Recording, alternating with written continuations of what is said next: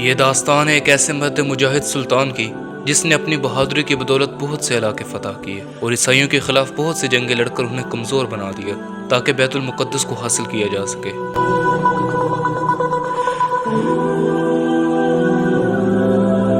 میں بات کر رہا ہوں سلطان نور الدین زنگی کی، جو کہ زنگی سلطنت کے سلطان عماد الدین زنگی کے بیٹے تھے۔ اپنے باپ کی طرح نور الدین زنگی بھی بہت بہادر اور نیک تھے۔ آپ کا پورا نام نور الدین زنگی ابو القاسم محمد ابن عماد الدین زنگی ہے۔ آپ 1118 عیسوی میں پیدا ہوئے اور 1174 عیسوی میں وفات پائی۔ آپ کا تعلق ترکمانوں سے تھا۔ انہوں نے سلجوقی سلطنت میں موجود شام پر حکومت کی۔ آپ نے 1146 عیسوی سے 1174 تک زنگی سلطنت پر حکومت کی۔ دوسری صلیبی جنگ میں آپ کا کردار بڑا نمایاں رہا۔ اس زمانے میں عیسائیوں کی سلطنت بہت مضبوط تھی اور مسلمانوں کا پہلا قبلہ بیت المقدس بھی ان کے قبضے میں تھا۔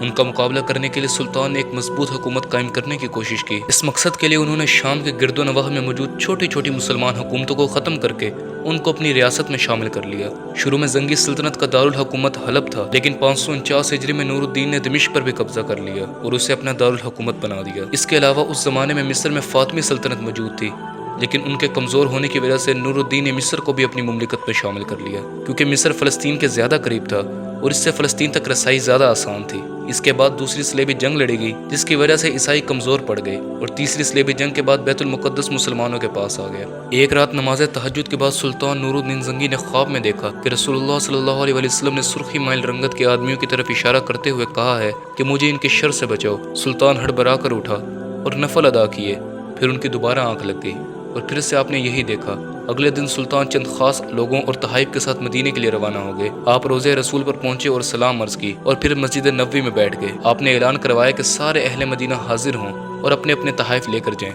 سلطان نے ہر شخص کو دیکھا، لیکن وہ دو آدمی نظر نہ آئے۔ سلطان نے معلوم کروایا تو پتہ لگا کہ دو آدمی یہاں پر موجود نہیں ہیں۔ سلطان نے انہیں بلایا تو یہ وہی لوگ تھے اور کہنے لگے کہ ہم مراکش سے آئے ہیں اور روضہ رسول کے سائے میں زندگی بسر کرنا چاہتے ہیں۔ سلطان ان کو پہچان گیا اور حکم دیا کہ ان کا گھر کہاں ہے، اور ان کو لے کر ان کے گھر پہنچ گئے۔ وہاں پر ایک چٹائی موجود تھی اور جب اس کو اٹھایا تو اس کے نیچے ایک تازہ کھودی ہوئی سرنگ موجود تھی۔ انہوں نے اعتراف کیا کہ ہم کوئی حاجی نہیں ہیں، بلکہ ہم تو مسیحی ہیں اور رسول اللہ صلی اللہ علیہ وسلم کا جسم مبارک چوری کرنے کے لیے آئے تھے۔ سلطان نے اس سرنگ کو بند کروایا اور اس جگہ ایک چبوترا قائم کیا جو آج تک موجود ہے۔ نور الدین اپنے باپ کی طرح بہادر تھے۔ ایک بار جنگ میں اسے دشمنوں کے صف میں بار بار گھستے دیکھ کر مصاحب قطب الدین نے کہا کہ آپ بار بار اپنی جان کیوں خطرے میں ڈالتے ہیں؟ اگر آپ مارے گئے تو دشمن مسلمانوں پر قبضہ کر لیں گے۔ اس پر سلطان بہت ناراض ہوئے اور کہا کہ میرے سے پہلے اللہ نے مسلمانوں اور اسلام کی حفاظت نہیں کی، وہ میرے مرنے کے بعد بھی اسلام کی حفاظت فرمائے گا۔ ایسی بات نہ کرو، اس سے اللہ کو بہت دکھ پہنچے گا۔ مصر پر قبضہ کرنے کے بعد نور الدین نے فلسطین پر حملہ کرنے کی تیاریاں شروع کی، لیکن حشاشی نے انہیں زہر دیا جس سے ان کے گلے میں سوزش ہوئی اور یہی ان کی موت کی وجہ بنی۔ اس طرح 1174 میں اس سنہری عہد کا خاتمہ ہوا، لیکن اسلام کی تاریخ میں آج بھی ان کا نام ہے اور قیامت تک ان کو یاد کیا جائے گا۔ اللہ سے دعا ہے کہ ہمارے حکمرانوں کو بھی ایسا بہادر، عادل اور نیک بنائے کہ وہ ہمارے مسلمانوں کی مدد کر سکیں۔